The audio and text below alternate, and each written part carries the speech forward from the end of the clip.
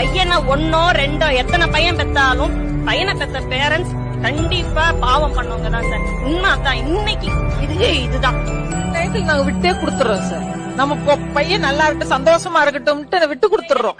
வேற பிரச்சனை எதுக்கு, அவனால சந்தோஷமா இருக்கட்டுமே அப்படின்னு சொல்லிட்டு விட்டு கொடுத்துறோம். கீழே இவங்கள்ட்ட கொடுங்க. புள்ளதான் சொத்து, ஆனா அவன் நம்மள எதிர்காலத்துல பாத்துக்க மாட்டான் அப்படிங்கிற மாதிரி தோன்றுதே. அந்த பதட்டம் எப்படிப்பட்ட? அதான் சார், ஹஸ்பண்ட கூட இழந்துட்டு ஒரு பொண்ணு வாழ்ந்துருவா, பிள்ளை இல்லாம இருக்கவே முடியாது சார். கண்டிப்பா பிள்ளை இல்லாம இருக்கவே முடியாது சார்.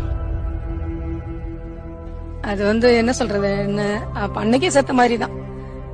பிள்ளை கொல்லி போடாமே சாகடிச்ச மாதிரி.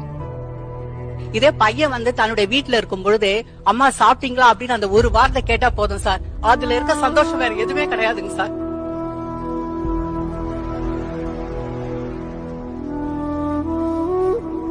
ரெண்டாவது இவங்க போயிடுறதுனால அவனுடைய அஃபெக்ஷன் அவனுக்கும் நமக்கும் அவங்களுடைய டிஸ்டன்ஸ்